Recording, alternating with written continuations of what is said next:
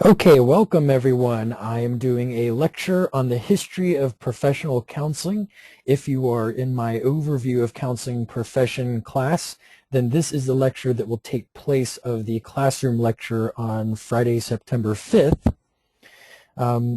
For those of you in that class, the timeline here actually comes from the text that I'm using for my Counseling and Community Settings course, which is Newsom and Gladding. But those of you in my overview of counseling profession class, it's pretty much the same timeline that you will see in your introduction to the profession of counseling text. Okay, so let's get started here with our timeline.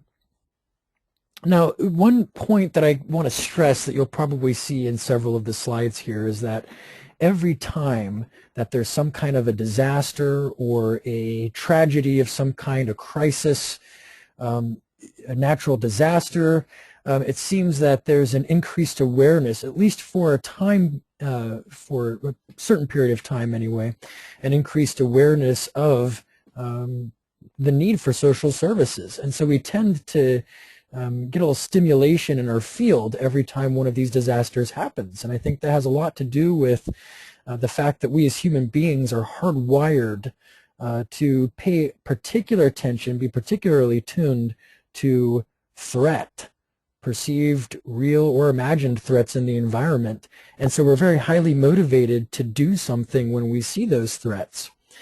So the very first historical event that you will see in the text and in the timeline that contributes to our field actually predates the start of our field. Prior to the profession of counseling, we had the Industrial Revolution, which ranged from the mid-1700s to the mid-1800s, a period of time of growth, innovation, and industry in both Western Europe and in the United States that spread throughout the world. So what does the Industrial Revolution have to do with counseling? Well, we'll get there. During this time frame, there were several inventions that increased productivity. So, for example, the cotton gin, which allowed for more manufacturing or more harvesting larger quantities of cotton, and the steam engine, which was vital for the railroads that began to be created throughout the country and in Europe, so that goods could be transported more quickly, and so people could send goods to different countries, different places in a relatively short period of time, and also through steam-engined ships, so that we could more efficiently even engage in trade with different countries across the oceans. Okay, so as productivity increased, so did population. And population particularly increased in metropolitan areas, larger towns and cities, where there were more manufacturing jobs, because now that we have this extra technology, we can produce so much more. And so people would, in some cases, come from more rural areas, more agrarian societies, and find themselves in these large, bustling metropolitan areas. As production increased, food and other products became more accessible and more affordable, and the population began to expand significantly during the Industrial Revolution, and has continued to expand since. And at the same time, income per person began to increase. This particular graph is a graph for depicting wages in England, but kind of gives you a good picture as well for the United States, same trend that you see here, where the Industrial Revolution triggered an increase in income, and income has been steadily increasing since then, all over the world actually. And as income increased and as accessibility to products and food increased, so did life expectancy. The maximum life expectancy for a human being hasn't really changed. But the number of people who reach that maximum life expectancy, well, that's another story. That's increased pretty substantially. The average person is living longer than we ever used to, and that trend started during the Industrial Revolution and picked up dramatically from there. why is that? Well, again, like I brought up before, it has something to do with increased availability of food and other products, and with income. People could afford better health care, but also there were innovations in the healthcare industry, in the forms of medications and in the forms of immunizations, and in medical technology, surgical procedures, and so forth. So a lot of research and development. But the Industrial Revolution, for all of the benefits that it brought to us worldwide, it also introduced new social problems that we didn't have to deal with in quite the same way as we did from the Industrial Revolution forward. This is a sketch in London during the time of the Industrial Revolution. And so what you see here are very, very, very densely populated areas, people just crammed in everywhere. So prior to the Industrial Revolution, in a typical community, people would know their neighbors pretty well. Families knew each other, often many generations of people living in the same place. Social problems were locally handled by people who kind of knew what was going on. Family was the first line of defense when it came to providing care for people who had difficulty caring for themselves, but also religious institutions and things were kind of locally handled. They sort of knew what was a legitimate need and what wasn't. And but as we saw people flocking to these metropolitan areas, a lot of strangers, a lot of new people, a lot of difficulty adjusting to new ways of life. Some of these folks were coming from lands pretty far away from other cultures, and it was difficult to adjust to the new culture. But also a lot of strangers, people who didn't know each other. Many people left their families in more rural areas to go to cities for jobs. And if things didn't work out so well, and they were in need, either financially or medically, or people who developed mental illness or had mental illness, then this created a new problem for society, because what do we do with these people, many of whom we don't know? We also saw pollution increase, and we saw crime increase. So a lot of social problems were introduced. In addition to those problems, we saw some problems with child labor. So child labor is nothing new. Children were working long before the Industrial Revolution. In fact, it's pretty common, going back to ancient societies, for children to be working and contributing to their households, to their tribes, to their communities in some way. But in the Industrial Revolution, we had some particularly harsh working conditions, some very unsafe working conditions in some cases, causing serious injury and death, and some very toxic environments, but also orphans were being taken advantage of. There were companies, corporations, and business people that were actually either adopting large groups of orphans or creating their own orphanages, essentially as a free pool of labor.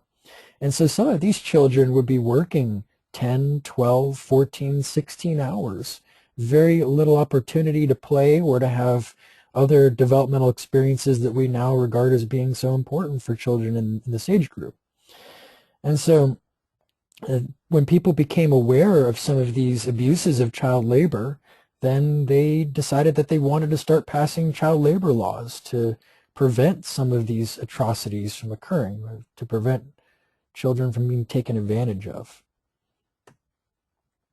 So prior to 1900, there's no mention of counseling as a distinct profession in professional literature until the 1930s. Most counseling prior to 1900 was informal. It was developed out of a humanitarian concern to improve the lives of people and of communities who were adversely affected by the Industrial Revolution. And counseling was rooted in the social welfare reform movement, which included the spread of public education and in response to various changes in population. So the helping process prior to 1900 was dominated by psychoanalytic theory and behaviorism, both of which were pretty much rooted in the idea of pathology. But we get into the early 1900s here, and we really see the birth and expansion of the vocational guidance movement, which more or less is the root of the counseling profession.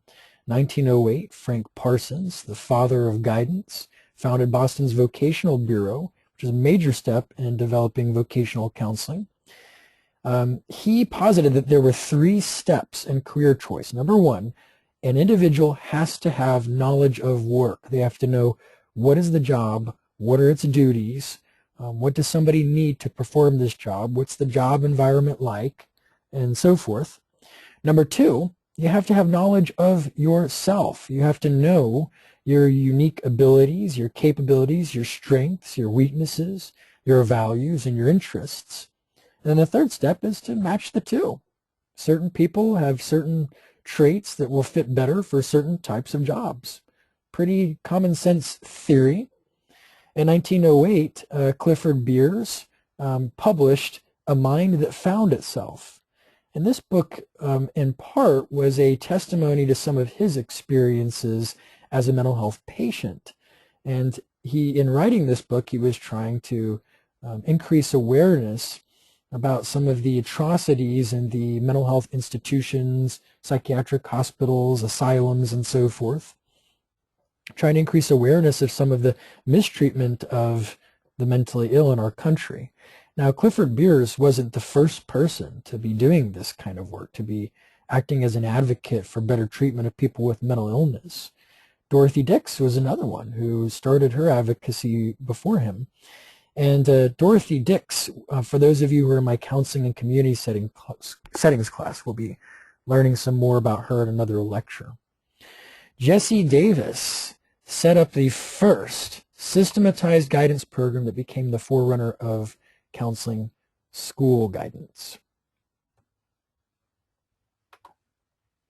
Moving into the 1910s, we have the first association associated with professional counseling. 1913, the National Vocational Guidance Association, the NVGA, the forerunner of what we now call the American Counseling Association. This was the first national professional organization in the counseling field. Again, pay close attention to the name. This association was about vocational guidance, which really is the root of the counseling profession. The first journal published under the NVGA in 1915 was the Journal of Counseling and Development. This journal continues to be published today under the American Counseling Association. In fact, the image you see there is from one of the newer editions of the professional journal. So then, remember, as I said before, tragedies, disasters, crises, unfortunate events and experiences in history tend to trigger or increase awareness of social problems and therefore trigger a desire for people to do something about it, which usually stimulates our field a little bit. So 1914 and 1918, we have World War I. The Army Alpha and Beta intelligence tests were developed to help screen personnel during World War I, helping also to, again, match recruits to areas of specialization. The vocational guidance movement developed without an explicit philosophy, quickly embracing psychometrics to gain a legitimate foothold in psychology. So the idea here was that the early counselors in the vocational guidance movement would develop and utilize psychometrics, tests, to fairly objectively measure people's traits and their personality traits, their abilities, their intelligence, and so forth, in an attempt to match them to appropriate vocations. And because of this sort of scientific approach, they could gain a stronghold in the field of social sciences. But the criticism to that approach is that it may have distracted them from other forms of developments in the behavioral sciences. We were sort of maybe became too focused on psychometrics. Going into the 1920s, which was generally regarded as a time of wealth and prosperity relatively in the United States, a sort of boom in the U.S. after World War I. In 1929, Abraham and Hannah Stone founded the first marriage and family counseling center. That was in New York City. I was struck by the fact that it was easy to find a picture of Abraham Stone online, but I could not find a picture of his wife, Hannah, even though she played an integral role in founding and operating this marriage and family counseling center.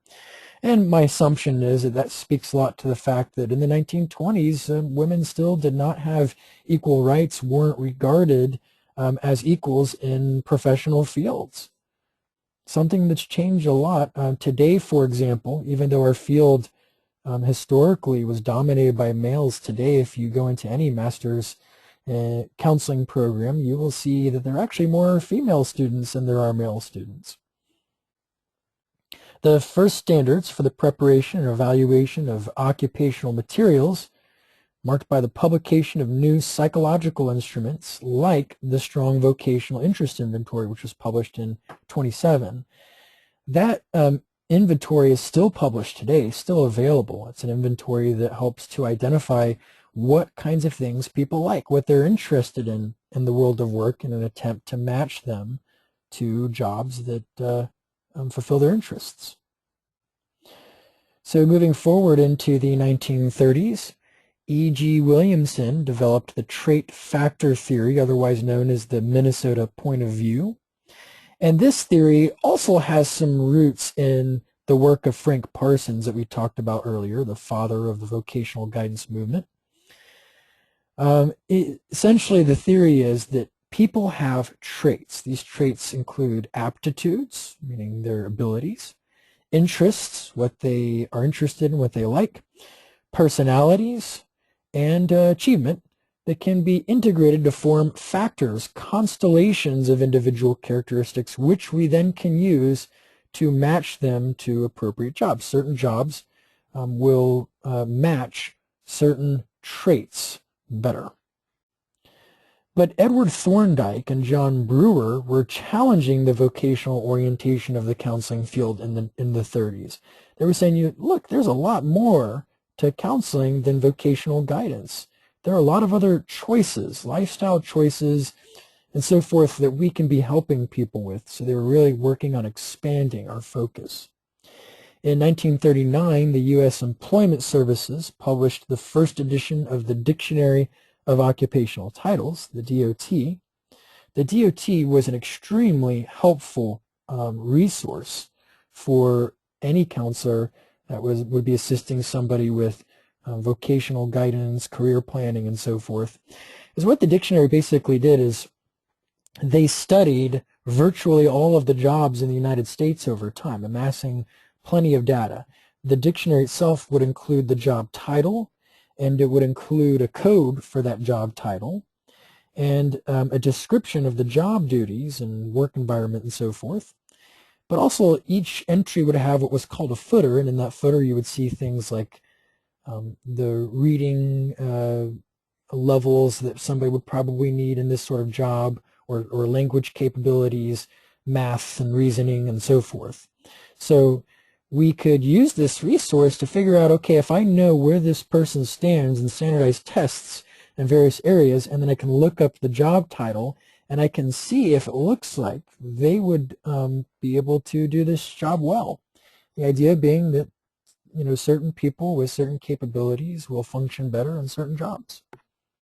The DOT today is essentially outdated. It hasn't been updated, if I recall correctly, since the early 90s. It's more or less been replaced with a new classification system that you can find online now called ONET, or the Occupational Network.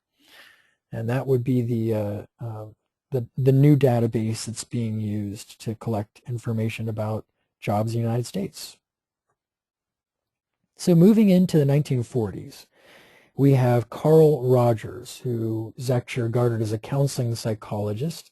He published Counseling and Psychotherapy, and in this work, he introduced person-centered counseling, or person-centered therapy, client-centered.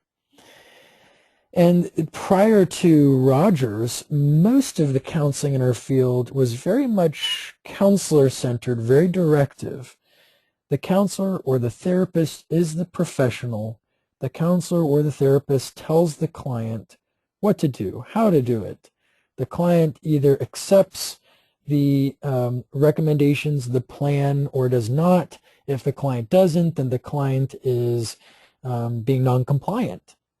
But Carl Rogers believed that each person contains within themselves naturally the necessary ingredients for insight and for change in their life, and that the counselor doesn't install that insight into the client. The counselor merely acts as a therapeutic presence, listening as a non-judgmental presence, mostly through a lot of mirroring and reflecting, can help the client to tap in to those resources within him or herself. So prior to Rogers, counseling was pretty practical, dealing with testing and so forth. So moving into the 40s, we get another very difficult and tragic experience for the world, World War II, from 1939 to 1945, which increased the demand for selecting specialists for the armed forces. Also, in the aftermath of the war, we had the problem of how do we treat veterans coming back from the war who had what we used to call shell shock syndrome, but now we'd probably refer to as PTSD. We needed treatment, services available, and some people in both World War I and World War II were injured such that they could no longer perform the jobs that they had prior to going off to the war. So we really needed vocational rehabilitation for them, and we needed mental health treatment for them. We needed resources, so the VA started funding training of counselors and psychologists, and we got increases in funding for treatment of veterans.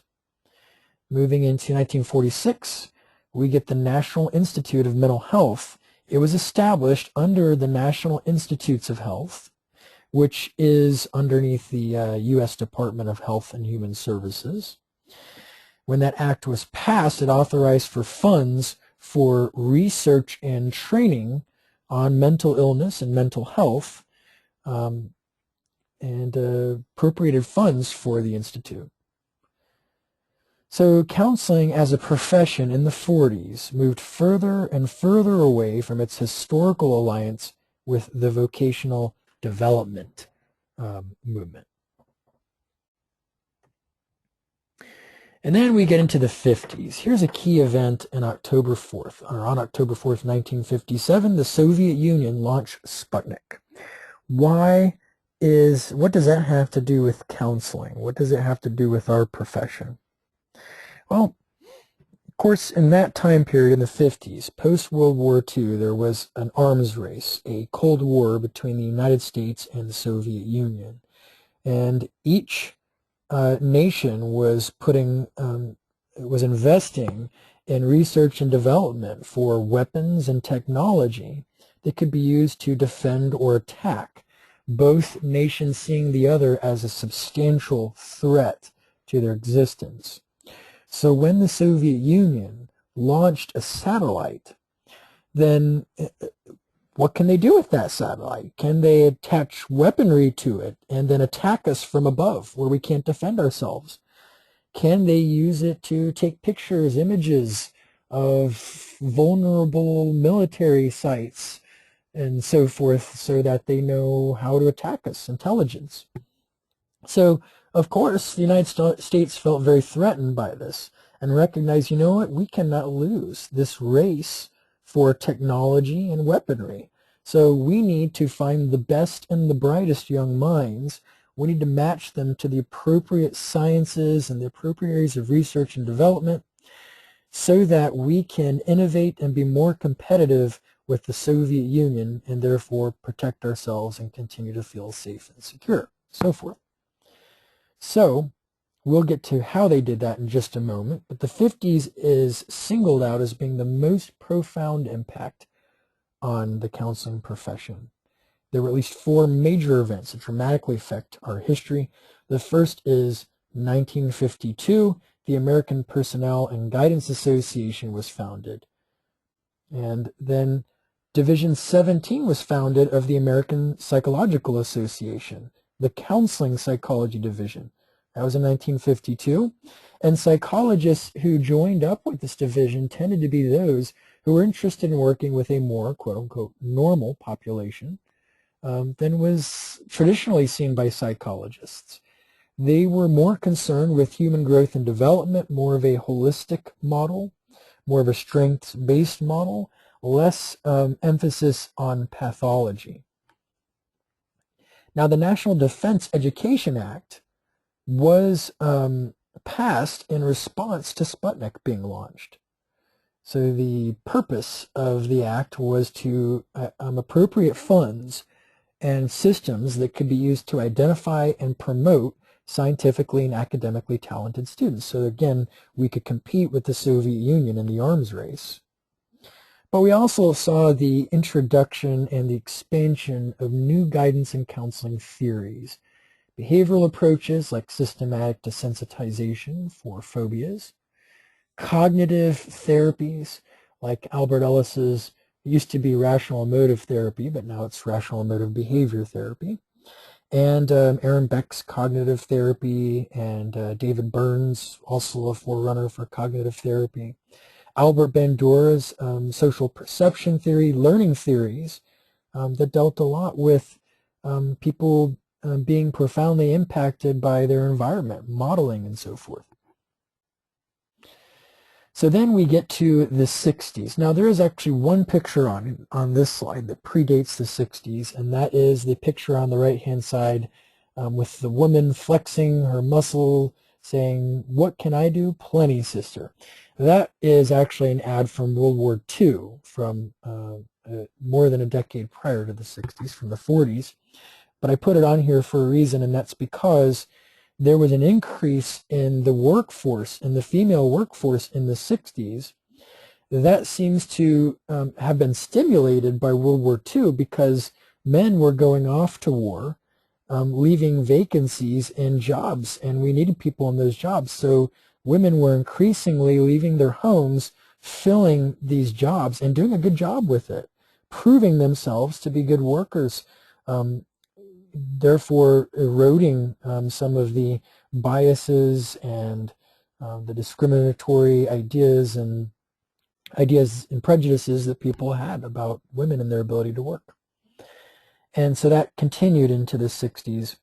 But we also had the Vietnam War, we had the Civil Rights Movement, we have now something I want to say about the Civil Rights Movement is that the Civil Rights Movement always existed in the United States. In fact, it existed in this land before it was even called the United States.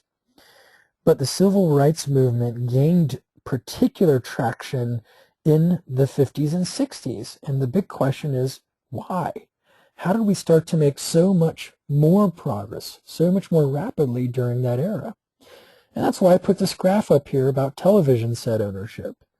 As you can see, the idea that people would have televisions in their own households, I mean, that was pretty foreign prior to the 50s, as in 1950, only about 10% of households in the United States had television sets.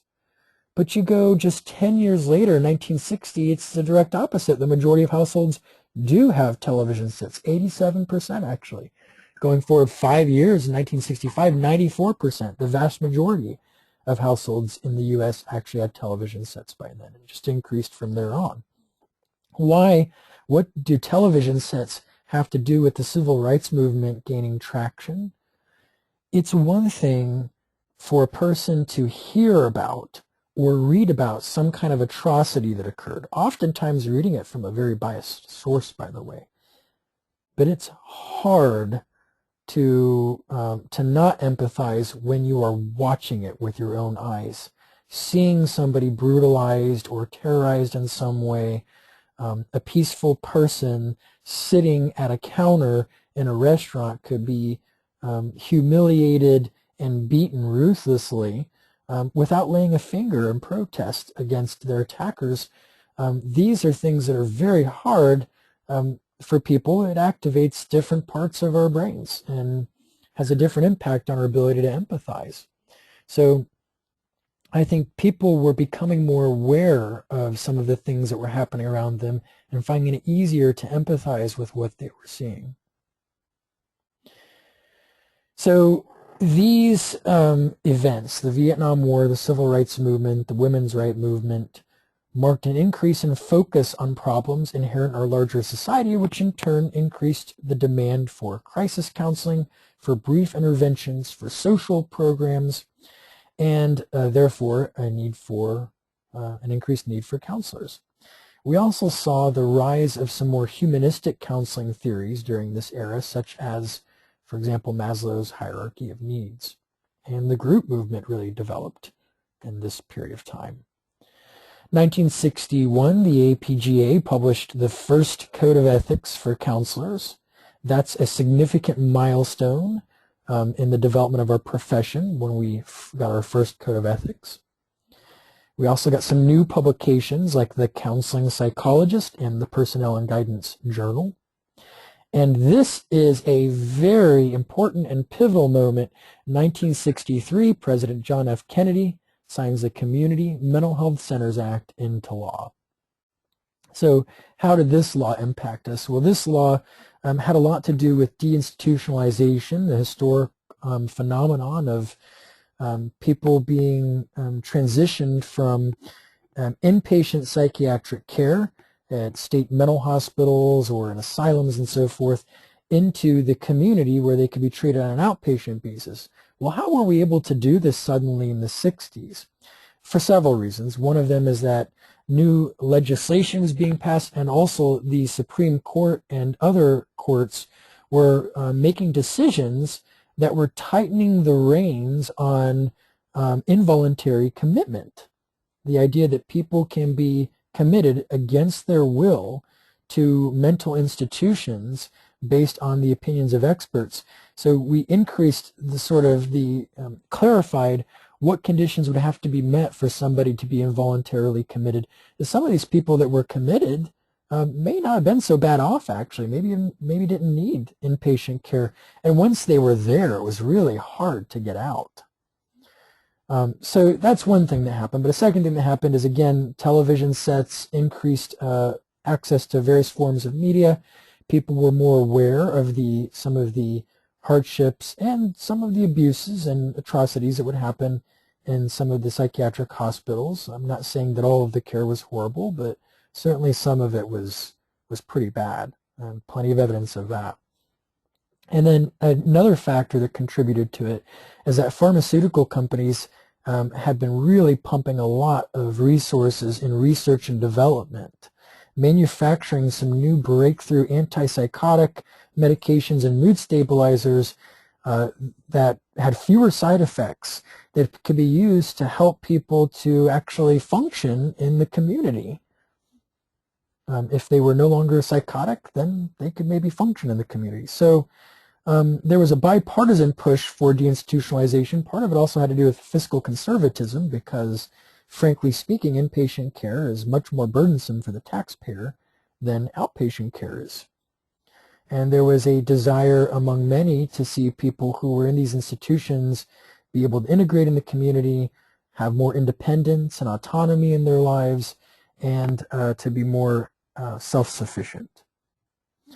But there also are some criticisms to the birth of the community mental health centers movement because some of the resources were not lined up very well. There were gaps in services, especially shortages, for example, in vocational services and transportation to even get people to the services that they needed. But there was also another factor that's just that some people just decided to stop taking their medication. No one's making them do it. So they stopped. They destabilized. They became actively psychotic. And because of that, some of them ended up either homeless on the streets or ended up being incarcerated. So the passage of this act certainly didn't eliminate the problem, but it helped in many ways.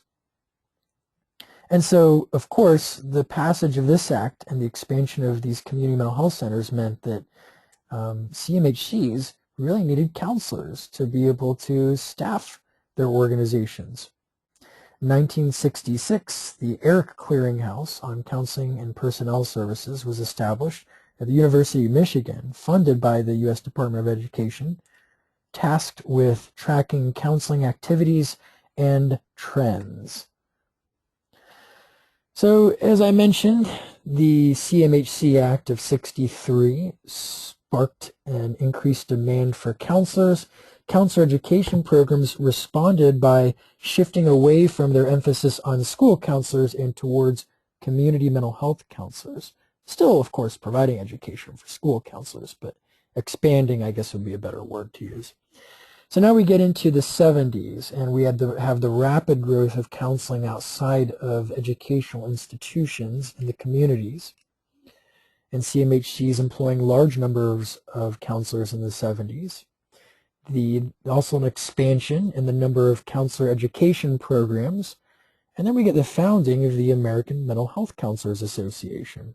This is the nation's premier association that specifically advocates for the profession and the specialty of mental health counseling. So if you are a mental health counselor, this is the association for you. They were originally formed as a division of the APGA.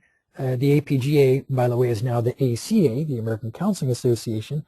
And my understanding is that AMCA, the American Mental Health Counselors Association, is now considered an affiliate of the American Counseling Association rather than a division of it, but they're still listed as being a division on the ACA's website. We also got the creation of helping skills programs in the 70s, and here's where we see the beginning of state licensure for professional counselors. There were also, during this period of time, the boards were sort of tightening the reins on qualifications for licensure for psychologists. There were actually some psychologists who graduated from programs that were not approved by the American Psychological Association, found themselves incapable, therefore, of becoming licensed. And so some of them actually moved into the counseling profession once we had state licensure. So we absorbed some of the psychologists who could not become licensed, and instead they became professional counselors. The first state to license counselors was Virginia. That happened in 1976, and states began to follow suit. And we really started outlining specific standards for master's degrees in counseling, and also for doctoral degrees in counseling. Okay, so then moving into the 1980s, the 1980s is characterized by standardization of the field of professional counseling. And 1981, we get the founding, the creation of the Council for Accreditation of Counseling and Related Education programs. This was formed as an affiliate program of the APGA, which again is now the American Counseling Association. CACREP is the largest and the sort of gold standard for accrediting bodies for counseling programs. There seems to be a movement towards universalizing master's degree programs in counseling as CACREP accredited programs. A push in that direction, it seems. 2 years later, in '83, was the founding of the National Board for Certified Counselors, the NBCCA, formed to certify counselors. They developed a standardized test that counselors all over the country could take as part of their requirements to become a nationally certified counselor. Also, the National Academy of Certified Mental Health Counselors continued to define training standards and certify mental health counseling during this time frame. So counseling really in the 80s became well established as a distinct profession with its own unique professional identity, characterized by its own role statement, code of ethics, accreditation guidelines, competency standards, licensure. And now I believe every state has a license for counseling. National certification, our own professional journals and publications, and so forth.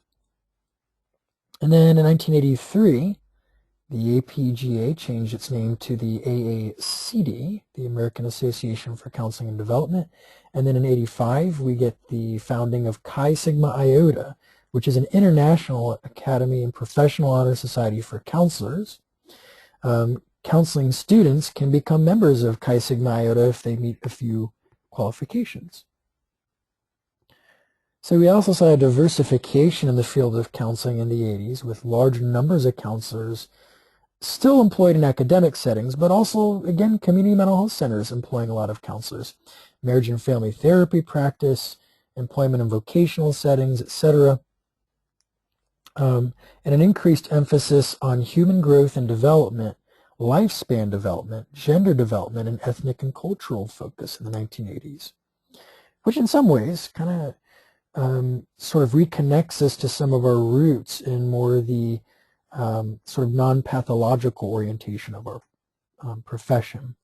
So I know this has gotten a little bit confusing because there's this particular counseling association, the very first one founded, the NVGA in 1913, and it's changed its name several times. So I'm going to kind of lay it out for you here.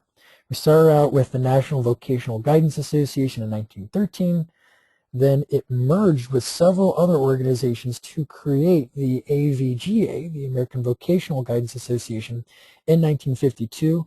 That is really considered, I believe, the birth of what is now the American Counseling Association, 1952. In 83, we got the American Association of Counseling and Development, the AACD. And then in 1992, the organization becomes the American Counseling Association, and that remains the name today, the largest national association representing professional counselors. And then an affiliate of ACA, the American Mental Health Counselors Association, is the largest association representing mental health counselors as a specialty. The 1990s, we see a consistent growth in our focus on multicultural issues and expansion of the definition of multicultural to include different languages, socioeconomic status, gender, sexual orientation, physical abilities, race, culture, and ethnicity. Counselors are expected to have some competency and some training in multicultural issues. 92, counseling was included as a primary mental health profession in the Healthcare Human Resources Statistics of the National Institute of Mental Health. So counseling in the 90s had become on par with psychiatry, psychology, social work, or allied therapeutic professionals, basically, with an estimated 100,000 certified or licensed counselors nationwide by the 90s. In the 90s, we saw the expansion of managed care basically being systems of third-party payers, insurance companies primarily, tasked with trying to increase efficiency of healthcare spending by ensuring that we're providing treatment based on medical necessity and certain protocols and requirements and standards for placement and so forth, documentation and the whole 9 yards. And so managed care was adding counselors to their provider panels in the 90s. Well, this was huge because prior to that, psychologists and social workers were on these panels, but counselors weren't. So of course it made it harder for counselors to make a living, specifically mental health counselors, and especially in private practice if they weren't able to bill insurance. But also insurance companies, frankly speaking, saved money because licensed master's level counselors are generally paid less by insurance companies than psychologists. So the NAC, MHC, and the MBCC merged in the 90s, and by 1999 we had 18 different divisions of the American Counseling Association. So depending on what you specialize in and what areas you're passionate about, you can join different divisions of the American Counseling Association. Also in the 90s, there were some atrocities, some tragedies, for example, the Columbine shooting and Bosnian refugees coming to escape some of the atrocities in their country, escaping genocide and so forth, and coming here, and they needed help.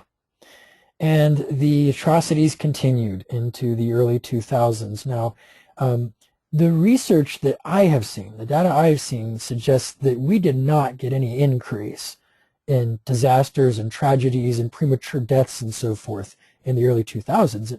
Quite the opposite was true. Progressively with time, we've overall had decreases in tragic experiences, deaths, and so forth. But we became more aware of the tragedies as they were occurring, and we could easily access a plethora of information about tragedies, and we could communicate with people who were literally in other communities, and we could do so, or in other countries, and we could do so relatively inexpensively. Why? Because of the expansion of the internet. Just like in the 50s and the 60s, we saw that we went from most homes not having a television set to most homes having a television set. In the early 2000s, we went from most homes not having internet access to most homes having internet access. And now, the vast majority of homes, people have internet access. And many of us have internet access in our phones that we carry around in our pockets. Today, everybody can be a journalist in their own way. In any country, and even in some low-income countries, people are carrying around in their pockets, on their smartphones, more computing power than the computer that sent the first man to the moon held. So we have all of this technology and this power at our disposal relatively inexpensively. We can videotape, we can audio record, we can take images, we can post it to the internet in seconds. All of this at our fingertips, and then we can see what other people are posting almost live all around the world. And so we're becoming more and more aware of tragedies, and again, we're seeing it with our own eyes instead of just reading about it or hearing about it months later, as we did earlier in our history. This is significant. So the tragedies of the 90s heightened concern about conflict and safety. Therefore, in the early 2000s, counselors were focusing more on crisis plans. Critical incident stress debriefing became a specialization in the counseling field. Strategies for working with different populations affected by violence and tragedy, an increased focus on trauma interventions. Federal legislation paved the way for more counselors to work with veterans coming back from Afghanistan and Iraq, and counselors making strides in being recognized as health providers by the VA, the U.S. Department of Veteran Affairs, and the U.S. Department of Defense. Now, we're not quite there yet, but we almost are. In 2006, legislation was passed requiring the VA to create a new broadband classification for professional counselors, because prior to 2006, to the passage of that legislation, the VA wouldn't hire counselors to do counseling. They would hire social workers and psychologists to do counseling. And this resulted in a shortage of qualified mental health staff to be able to meet the demands of the increased patient base for veterans coming back from from Afghanistan and Iraq. So it became imperative for the VA to expand and begin to include professional counselors. We are highly represented in the American behavioral health workforce, but we were not represented in the VA, and it made no sense. But even though the legislation was passed in 2006, it wasn't until about 2 years ago that the VA actually started hiring, because it took them several years to implement the hiring process. We are still dramatically underrepresented in the VA system, but that is increasingly changing, and I have no doubt that we will be adequately represented in the VA system in probably several years' time. I would like to see there are still some branches of the armed forces where counselors are not treated the same as social workers, psychologists, psychiatrists, and nurse practitioners. For example, at one point I was considering joining the U.S. Air Force Reserves. I wanted to be a medical officer, and I wanted to be able to provide counseling in the Air Force. But I found out that the only way I could do that is if I was a social worker or a psychologist. They did just simply still to this day, they do not have positions for professional counselors. So if I were to go into the reserves, I would not be a medical officer. I would not be providing counseling to clients. So that kind of defeated the whole purpose. So there are these incongruities. It is so illogical that the armed forces would not hire counselors to do counseling when that is our primary area of specialty. It doesn't make sense. So it's just a matter of the bureaucracies catching up with the trends of the behavioral health workforce at large in society. So the need to select counseling interventions based on outcome research became even more prominent during the first decade of the 21st century. There's an increased emphasis right now on evidence-based practices, the idea that we have a responsibility to provide empirical data, evidence that our interventions and our approaches are indeed effective. Now, there certainly are people who argue that even if they were placebo, there could still be value in them. But nonetheless, we have a responsibility to show that, we're not,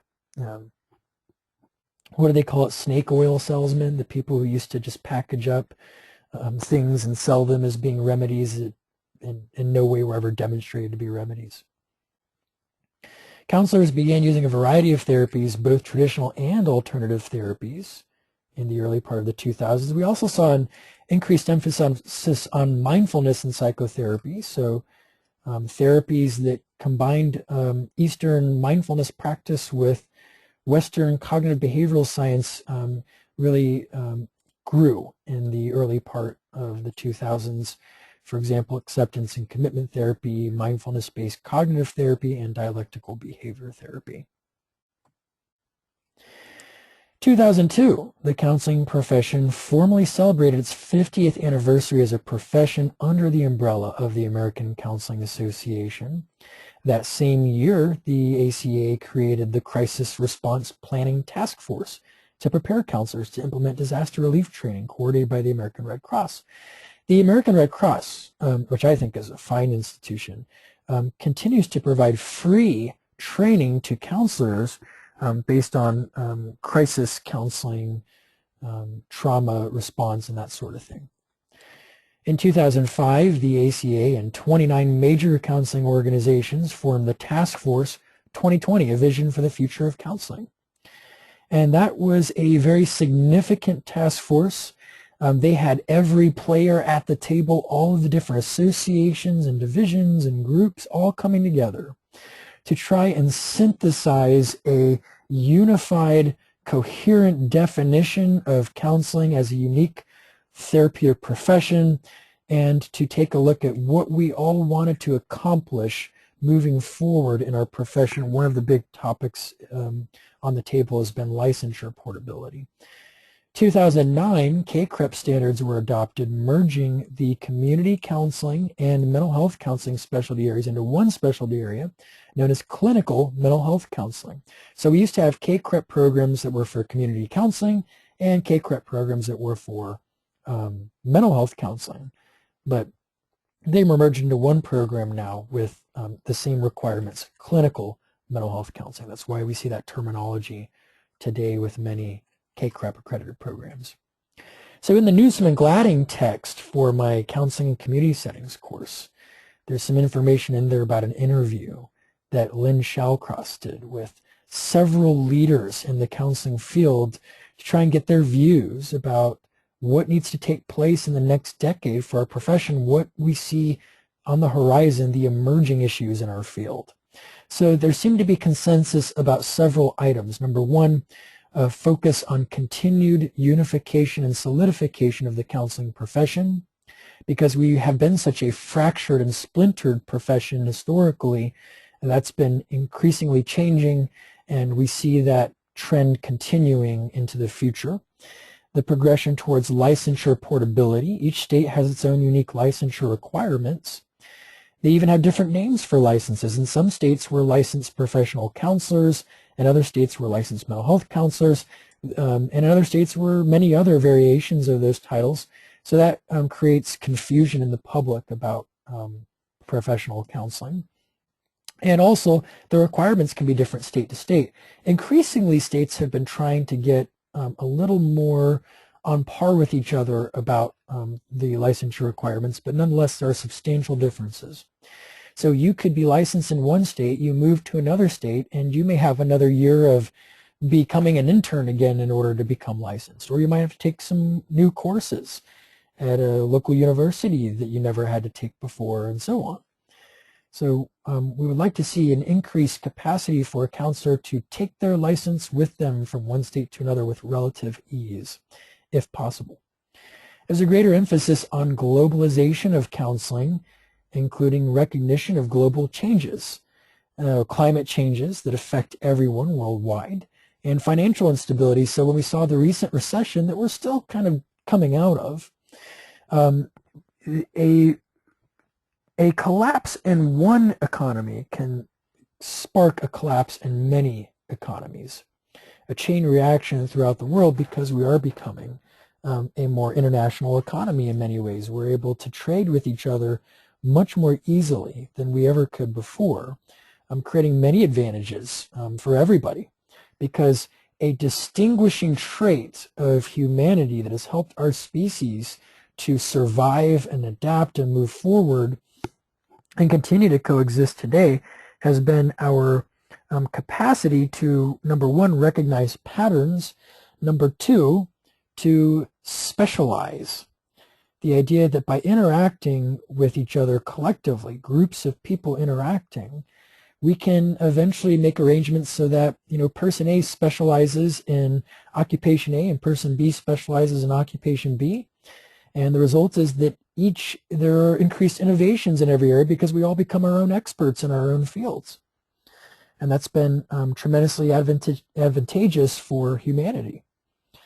But similarly, because we're a very connected economy, a recession in one country pretty much means a recession in other countries.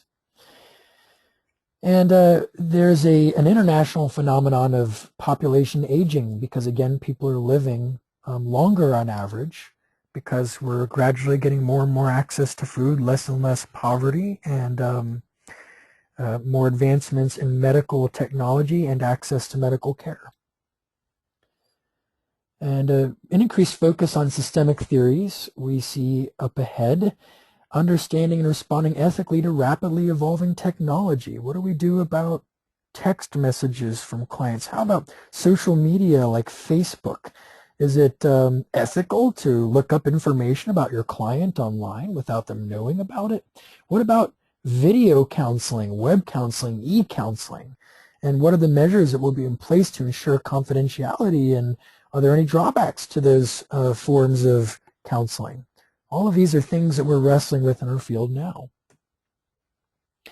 Understanding the complex connections between mental health and neurobiology, neuroplasticity, spirituality, and environmental cultural factors.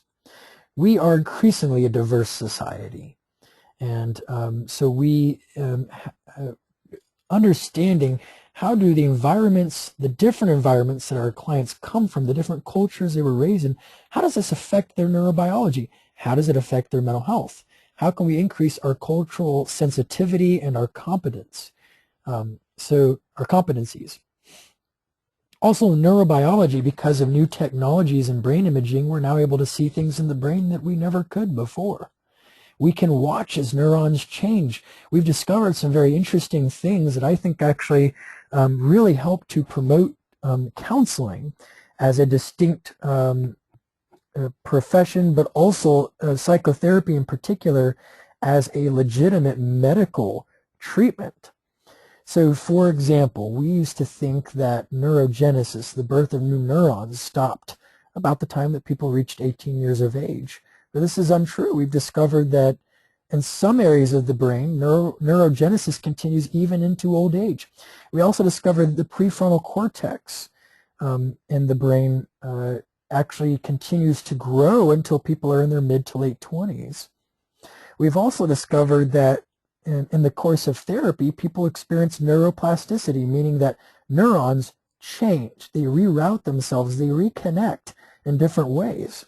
So when we provide psychotherapy, we are actually changing brain structures.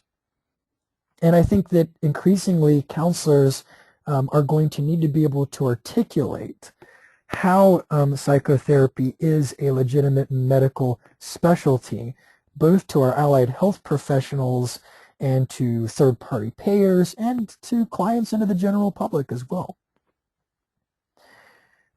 We are continuing to experience heavy demand for evidence-based accountability. Not just we think that it works or we would like to believe that it works or we've been doing it for a long time, but we can demonstrate empirically that what we are doing is effective. We see a continuation of our emphasis on holistic and wellness-based counseling in our field, looking at the whole person, and also continuation of our emphasis on trauma-based interventions. Finding ways to effectively counsel that rapidly growing aging population that we talked about earlier, promoting social justice by confronting social inequities and oppressive systems of power, both locally and internationally, working effectively with veterans and military families, and counseling within the context of a financially unstable era. So for example, when there's an economic recession and there's an increased unemployment rate, some people are going back to school or training to try and figure out how they can have a more secure job and a more secure profession by increasing their